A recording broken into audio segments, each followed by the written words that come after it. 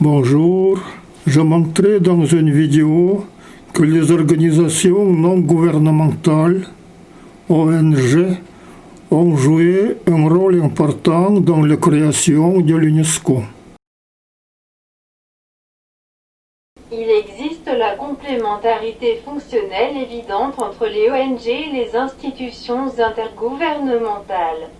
Par essence, les ONG sont plus mobiles, plus libres dans leurs décisions et méthodes de travail, plus souples dans leur approche des problèmes. Mais contrairement à ces organisations, les institutions intergouvernementales interviennent dans des domaines où les bonnes volontés ne suffisent pas. On ne peut par exemple effectuer aucun travail normatif, ni n'établir aucune convention dans les grands domaines d'action de l'UNESCO sans l'accord et la volonté politique des États membres. Les ONG ont contribué beaucoup au lancement des activités de l'UNESCO. En été 1946, afin de réunir des fonds et du matériel pour la reconstruction de l'éducation, de la science et de la culture. Les associations des États-Unis ont établi une commission Commission for International Educational Reconstruction en réponse à un appel conjoint UNESCO-CIER. Des ONG américaines ont fourni pendant 1946 et la première moitié de 1947 des services évalués à plus de 100 millions $. Les relations entre l'UNESCO et les ONG sont fondées sur l'article 11 de ces statuts. L'Organisation des Nations Unies pour l'éducation, la science et la culture peut prendre toutes dispositions utiles pour faciliter les consultations et assurer la coopération avec les organisations internationales privées s'occupant de questions qui entrent dans son domaine. Elle peut les inviter à entreprendre certaines tâches déterminées rentrant dans leurs compétences. Cette coopération peut également prendre la forme d'une participation appropriée de représentants des dites organisations aux travaux de comités consultatifs créés par la Conférence générale. Le premier directeur général de l'UNESCO, Julian Huxley, philosophe, chercheur d'une curiosité universelle, éducateur et vulgarisateur, écrivain, joua un rôle particulièrement actif dans la création des grands ONG. En 1946, un accord avec le Conseil international des unions scientifiques, fondé en 1931, inaugurait la politique de coopération de l'UNESCO avec les grands ONG. On a créé cette année à Paris le Conseil international des musées, ICOM, auquel l'UNESCO confie la gestion de son centre de documentation. La première année de son existence, l'UNESCO a ainsi créé ou aidé la création de plusieurs ONG, parmi lesquelles on peut citer l'Union internationale pour la conservation de la nature et de ses ressources, le Conseil international des archives, l'Association internationale des universités, le Conseil international des sciences sociales, le Conseil international pour l'éducation physique et les sciences du sport, etc. Par le biais des relations avec les ONG, l'UNESCO multiplie l'impact et la partie de ses propres ressources. Le contact individuel entre les représentants d'ONG et les membres du secrétariat joue un rôle prépondérant sur le plan de l'information mutuelle, comme d'ailleurs en ce qui concerne la préparation et l'exécution des programmes. On peut illustrer ces propos par l'histoire de la création de la FIDGIF. Au mois de mars 1993, le sous-directeur général de l'UNESCO, le professeur Colin Powell, s'est rendu en Yakoutie à l'occasion d'une conférence internationale sur l'éducation.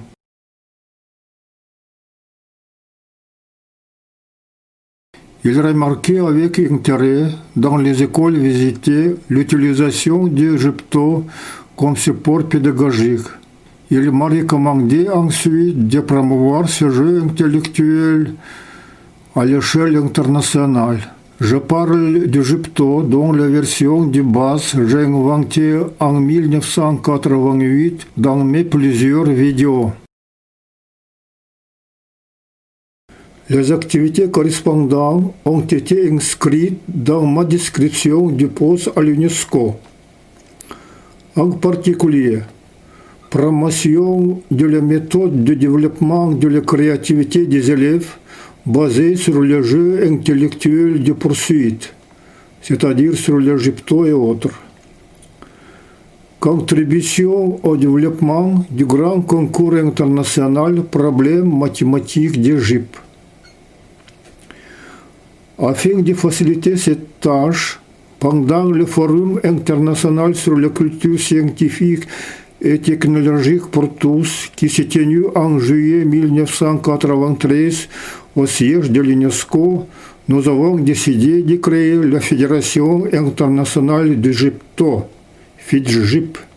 L'information sur la création de la FIDGIP, dont le nom officiel est la Fédération internationale du système GIP, a été diffusée par l'intermédiaire de l'UNESCO en anglais, français, russe, espagnol et arabe. L'information a été aussi diffusée par la presse française, mais aussi par le CNN. How to entertain and educate the child at the same time, how to help develop technical skills and problem-solving abilities, and perhaps make the child more aware of its heritage as well. Well, one mathematician from the frigid Siberian region of Yakutia thinks he's invented the very thing. Is Grigory Tomsky, a Yakutia native, mathematics professor and education expert at UNESCO. Я хотел стать речником, как мой отец. La FIDGIP est une fédération éducative, scientifique et culturelle dont les activités correspondent parfaitement au programme de l'UNESCO. L'UNESCO veut être un catalyseur des idées et un centre d'attraction pour les personnes de bonne volonté, ce qui est souvent souligné dans ces documents. Par exemple, au début de mes activités au sein de cette organisation, nous étions guidés par le plan à moyen terme qui indiquait l'insertion de l'action de l'organisation dans le tissu des relations culturelles et intellectuelles des États membres implique également une rationalisation des programmes ainsi que la pleine mobilisation des ressources de la pensée. L'UNESCO jouera là un triple rôle, d'abord en confirmant sa vocation de centre d'échange dans les domaines de l'éducation, des sciences et de la culture, ensuite en renforçant son action catalytique, ce qui lui permettra de rapprocher plus encore les idées et de favoriser l'échange, le dialogue et la coopération entre les nations, enfin en explorant les chemins du futur pour devenir un foyer d'innovation et apporter sa contribution à la mise en évidence ainsi qu'à la solution des nouveaux problèmes.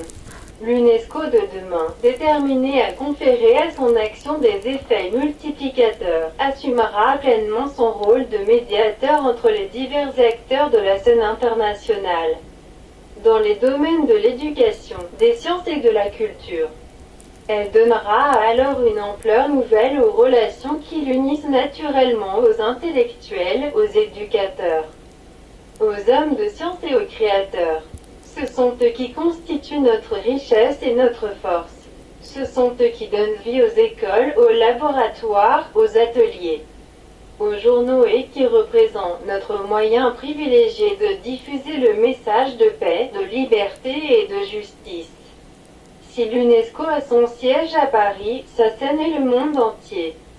Là où se trouve un maître, un artiste, un savant, un écrivain ou un journaliste, là devait se trouver l'UNESCO. Le développement de l'Internet et de l'intelligence artificielle aidera beaucoup à la réalisation de ces idées.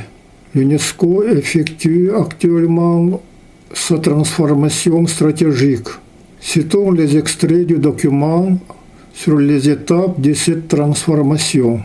Il est indispensable dès aujourd'hui d'entamer des changements d'envergure qui vont au-delà de réformes partielles ou de simples mesures correctrices à court terme.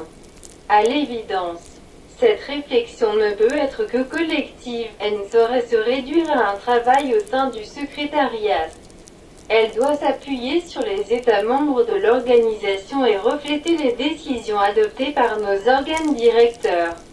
Elle doit inclure les nombreux réseaux de chercheurs, de scientifiques, d'enseignants, de spécialistes des médias, d'artistes et de professionnels de la culture de l'UNESCO.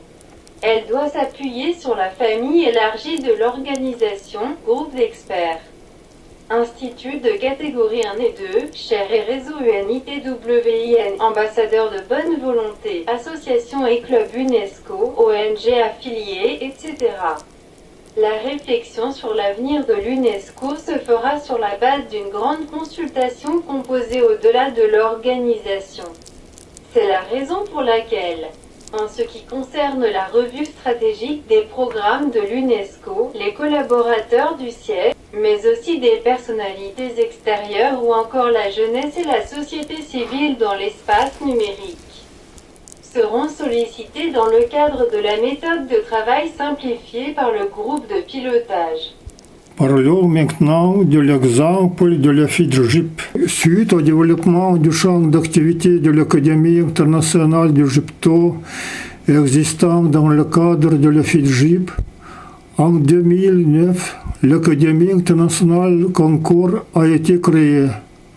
Cette académie a pour objet l'élaboration, l'expertise, l'expérimentation et la participation à la réalisation de projets scientifiques et créatifs utiles pour l'humanité et capables d'avoir une rentabilité économique. L'Académie comprend le club Eratalian qui poursuit les idées du professeur Robert Pagès et du docteur Jean Breno, fondateur de Eratalian, Association internationale pour les enfants surdoués. C'est pourquoi nous parlons du mouvement international FIDGIP Concours Eratalian, dont un projet fédérateur est le projet GIPTO, éducatif, scientifique et culturel. Ainsi, autour de la Fédération internationale FIDGIP, créée pour assister le programme éducatif, culturel et scientifique de l'UNESCO, prend de l'ampleur un mouvement international important et prometteur. Le processus initié au siège de l'UNESCO en 1993 a donné maintenant naissance à l'idée naturelle de créer des clubs expérimentaux FIDGIP UNESCO et Concours UNESCO dans le cadre du programme de coopération avec UNESCO de l'Académie internationale Concours. Il est prévu la participation au développement du projet GIPTO d'une société informatique importante et efficace. C'est pourquoi nous sommes convaincus dans la réussite de l'utilisation des capacités d'Internet et de l'intelligence artificielle pour le développement des réseaux du mouvement international FIDGIP Concours Eratalian. Ces réseaux seront prêts à fusionner dans une large mesure avec les réseaux du système de l'UNESCO tout en maintenant leur identité. Des réseaux similaires peuvent être créés par d'autres organisations et mouvements internationaux partageant les idéaux de l'UNESCO et une même personne de bonne volonté devrait pouvoir participer à plusieurs réseaux pour établir des contacts utiles. Nous sommes confiants que les possibilités d'Internet et de l'intelligence artificielle seront inévitablement utilisées au maximum dans la transformation stratégique de l'UNESCO.